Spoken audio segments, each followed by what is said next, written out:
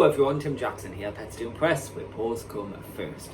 So in today's video I want to talk about bad habits, because I think as owners we all fall into certain things that we shouldn't be doing, but it just becomes one of them bad habits, doesn't it? Things that you just automatically do without even realising that you do it. Probably the more obvious one that you see these days when you're out, and certainly things I pick up when I'm out and about with Buddy, but you'll be out, you'll be walking your dog, and you'll see people walking their dog like this. Scrolling up on the phone, sending messages. Dog's had a poo over there, haven't picked that up. Dog's just got into a scuffle. Huh? What? Oh, it's alright, my dog's friendly. Back to the phone. And you're kind of taking away the enjoyment of what you should be having with your dog outside. This is a chance for you and your dog to actually engage and have some fun.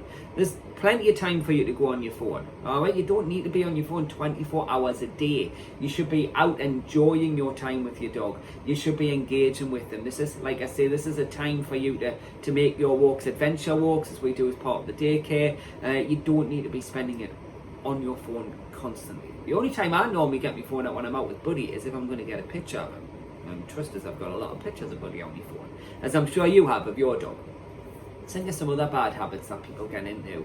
A lot of people will do similar walks, so the same walk day in, day out, and this is something certainly I've talked about in numerous videos in the past, but a lot of people will literally do the same walk day in, day out. So they'll go and meet the group of friends on the field, have a couple of laps around the field, that's it, done. They might go out again later on and do the same sort of walk. That's it. Personally, I'd get bored with that. I like variety. Buddy likes variety. I like taking Buddy to different places. Me and Buddy live on the beach practically. We can step out of our front door, in 2 minutes we're on the beach. I very rarely go to the beach with him though. I take him to different places. I'm constantly taking him to different places.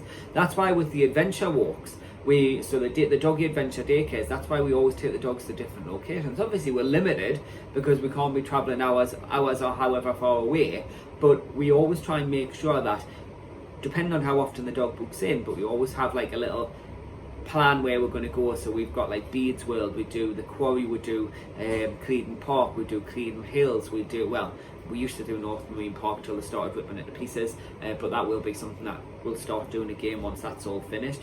We've got the beach, but we've got the 3 different beaches as well. So we've got Marsden Beach, we've got the beach where we have the group dog walk, so like your main stretch, and then we've got the Little Haven Beach as well. So we do have a variety where we do try and mix where we take the dogs up, so it's not just the same thing day in, day out. But I think a lot of people get into these habits of, right, I need to go here because I've got to meet my friends at this time, let's do the walk. That's not really offering your dog much enrichment, because it's not helping them make use of their natural senses, because everything's the same, nothing's really changed. Taking them to new locations encourages them more to use the natural senses. They can smell new things, see new things, hear new things, meet new people, meet new dogs, and that's all important for your dog's day-to-day development as well. Let's have a think of another bad habit.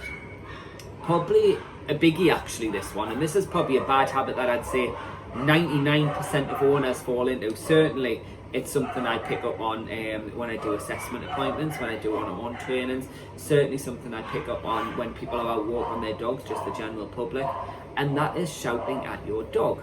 But when you shout at your dog, you use your dog's name. So when you're telling your dog off by doing something naughty, then the owners tend to use their dog's name, if that makes sense. So it would be like, Buddy, get off that. Buddy, leave that. Buddy, get down. Buddy, stop. A lot of people do it, alright? And I understand why, it's the dog's name. But what we're doing is we potentially maybe creating a negative association for the dog's name. So what we want is we want the dog to associate their name as a positive. Oh, I hear my name, I come, I get cuddles, I get strokes, I get treats, this, that and the other. Alright? By screaming and shouting at your dog and using their name when you're doing so, just so I'm getting this point across, I would never suggest screaming and shouting at your dog. There's just no benefit to it. But certainly if you do it, you do want to be using your dog's name. Alright? Because like I say, that will build up a negative association. And that's the last thing you want, because when it comes to letting the dog off lead, why is he going to come back to you? He's heard that name before. That normally means something bad's coming his way. Why is he going to respond to you during training sessions when you're saying his name? He's heard that when he's heard that in the past, something bad happens. So that's the risk that you play But again, this is just a little bad habit that I think a lot of owners get into and don't even realise they're doing. They don't think of the consequences. Like, people don't think of the consequences of just doing the same walk day in, day out. People don't think of the consequences of being on the phone constantly day in, day out. Another thing, people will come to us and say, oh, my dog's constantly pulling on the lead. Oh, my dog pulls on the lead. But then when you quiz them about, oh, well, he very rarely is on the lead, he's always off lead.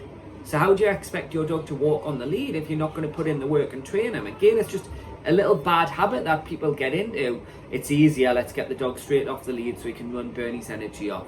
He'll walk back nicer. And that, again, is a bad habit that people fall into. And that restricts you, really, because if you've got a dog that's pulling you here, there and everywhere, that restricts where you're able to go. You're not able to do like nice walks around the park where dogs have to remain on the lead because you're getting yanked around like this. You're restricted to where you can go, where you're able to literally get out of the car, release the dog and let the dog go. To me, you should be able to walk your dog nicely on the lead as well. Alright, so have a think about some bad habits that potentially you might be in. Or if you're out and about and you see other people that display bad habits, let me know your thoughts. I'd like to hear them. But I thought that would be an interesting one. It was something Lauren mentioned to us earlier today, regarding how a lot of owners tend to get into bad habits with the dogs. She actually said it would make a really good video, so there we go. I hope it has been a very good video and an interesting video. That's what I always try and do. So if anyone's got any questions, then please just comment below. If anyone has any video requests for me, then please just comment below or send me a message and I'll upload one as soon as I possibly can. For now, this is Tim from Pets to Impress. Where paws come first.